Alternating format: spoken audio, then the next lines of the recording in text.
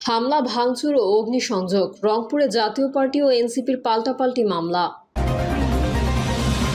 সংস্কার করতে নির্বাচন দিতে 10 মাস লাগে না, বলছেন জয়নুল আবেদিন। জানাবো বিএনপি কি তাহলে এক দফার আন্দোলনে গেল? এবং সর্বশেষ জানাবো টানা ভারী বর্ষণ ও ভারতের পানির ঢলে বন্যা ঝুঁকিতে বড় লেখা। এতক্ষণ শুনছিলেন সংবাদ শিরোনাম, এবারে বিস্তারিত। তবে তার আগে অনুরোধ থাকবে আমাদের চ্যানেলটি সাবস্ক্রাইব করে বেল আইকনটি ক্লিক করুন। হামলা, ভাঙচুর ও অগ্নিসংযোগ। রংপুরে জাতীয় পার্টি ও এনসিপির পাল্টাপাল্টি মামলা। রংপুরে জাতীয় পার্টির চেয়ারম্যান জিএম কাদেরের বাসভবনে হামলা, ভাঙচুর ও মোটরসাইকেলে অগ্নিসংযোগের ঘটনায় পাল্টাপাল্টি অভিযোগ এনে জাতীয় পার্টি ও এনসিপির পক্ষ থেকে মামলা দায়ের করা হয়েছে। এর আগে গত বৃহস্পতিবার নগরের সেনপাড়ায় জাপা চেয়ারম্যানের বাড়ি দ্য স্কাই ভিউতে হামলা, ভাঙচুর ও অগ্নিসংযোগের ঘটনা ঘটে। শুক্রবার রাতে কোতোয়ালি থানায় বৈষম্যবিরোধী ছাত্র আন্দোলন ও এনসিপির নেতাকর্মীদের বিরুদ্ধে জাতীয় ছাত্র সমাজের কেন্দ্রীয় সদস্য সচিব আরিফ আলী বাদী হয়ে মামলা করতে আসেন। কিন্তু এতদিন মামলা রেকর্ড না করে অভিযোগ নেন ওসি। এই মামলায় অভিযোগে হামলাকারী হিসেবে 22 জনের নাম অভিযুক্ত করে অজ্ঞাত আরও 50 থেকে 60 জনকে আসামি করা হয়। আলমগীর রহমান মামলার অভিযোগে বলেন, জাতীয় পার্টিটির অপতৎপরতা রুখে দাঁড়াও ও মামলার আসামি ফ্যাসিস্টের দোসর জিএম কাদেরকে গ্রেফতার করো দাবিতে শান্তিপূর্ণ বিক্ষোভ মিছিল নিয়ে গ্র্যান্ড হোটেল মোড় হয়ে সেনপাড়া চৌরাস্তা মোড়ের দিকে যাবার সময় জাতীয় পার্টির চেয়ারম্যান জিএম কাদেরের নির্দেশে তার সমর্থকরা হামলা চালায়। এ সময় তাদের 4 জন নেতাকর্মী আহত হন। সংস্কার করতে নির্বাচন দিতে 10 মাস লাগে না, বলছেন জয়নুল আবেদিন। বিএনপির vice chairman advocate Zainul Abedin বলেছেন, সরকারকে আহ্বান করব, ছোট ছোট শিশুদের সারা বাংলাদেশের মানুষের মনের ভাষা বোঝার চেষ্টা করুন। 10 মাস লাগে না সংস্কার করতে, নির্বাচন দিতে, অথচ আপনারা 10 মাস অতিক্রান্ত করেছেন।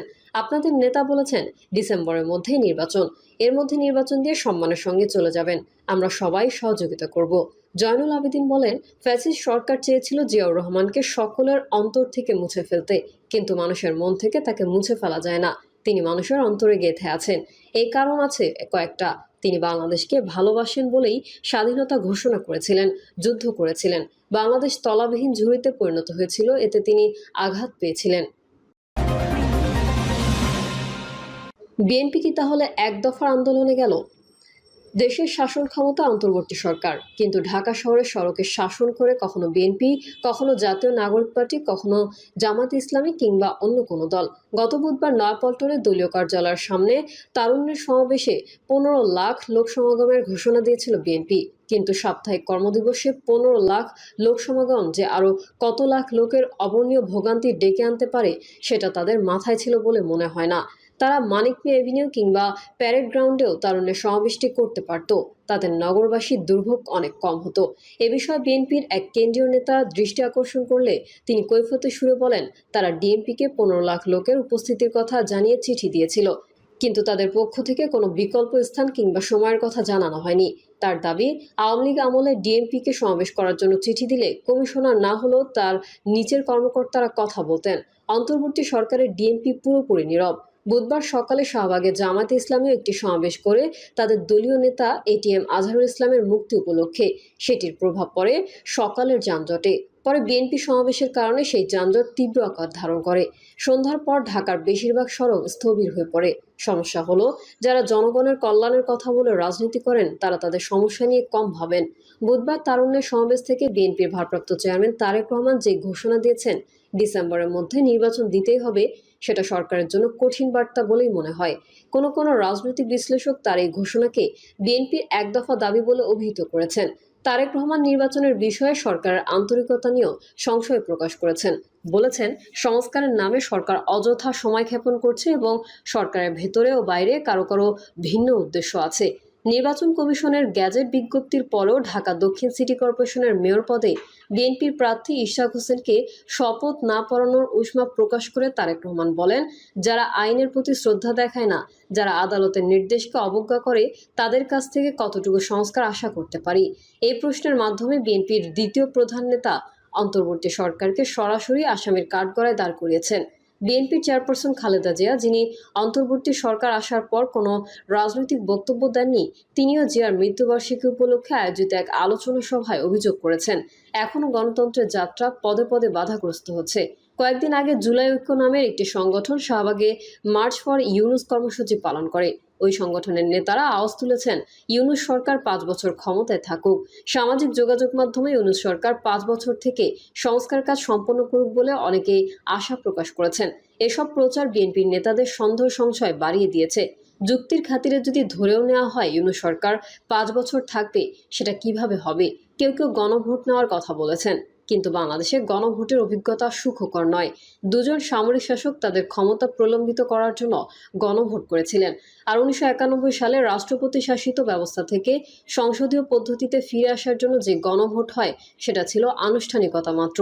এর আগে জাতীয় ঐকমত্যের ভিত্তিতে জাতীয় সংসদে দ্বাদশ সংশোধনী পাশ হয়। তারুণ্যের সমাবেশে বিপুল জনসমাগম ঘটিয়ে বিএনপি দেখাতে চাইছে যে তরুণদের বৃহৎ অংশ তাদের সঙ্গে আছে।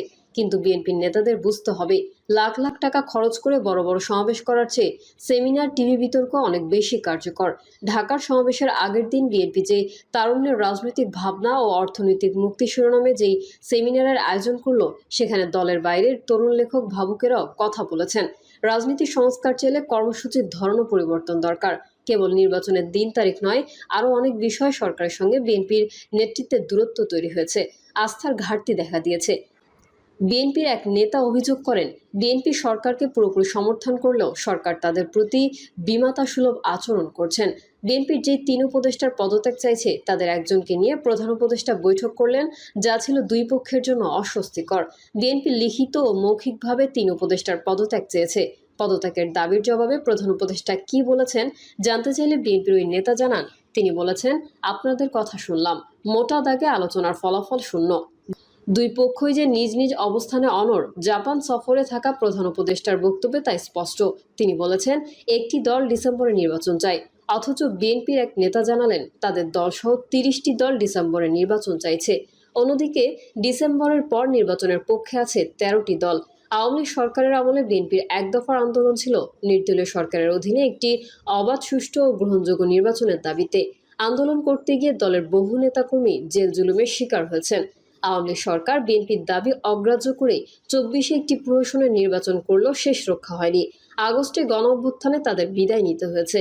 বিএনপির আক্ষেপ, অন্তর্বর্তী সরকারের আমলেও তাদের রাস্তায় নেমে আন্দোলন করতে হচ্ছে যথাসময়ে নির্বাচনের দাবিতে। আওয়ামী লীগ সরকারের আমলে বিএনপির দাবি ছিল সুষ্ঠু নির্বাচনের, এখনকার দাবি যথাসময়ে সুষ্ঠু নির্বাচনের। বুধবারের সমাবেশে বিএনপির নেতারা প্রশ্ন তুলেছেন, অতীতের তত্ত্বাবধায়ক সরকারগুলো যদি 3 মাসের মধ্যে ভালো নির্বাচন দিতে পারে, অন্তর্বর্তী সরকার কেন 16 থেকে 17 মাসেও পারবে না? ডিসেম্বর নাও জুন, এই বিরোধের সমাধান কি? সরকারের পক্ষ থেকে বলা হয়েছে, আওয়ামী লীগের কার্যক্রম নিষিদ্ধ ঘোষণার পর দেশে যুদ্ধাবস্থা বিরাজ করছে।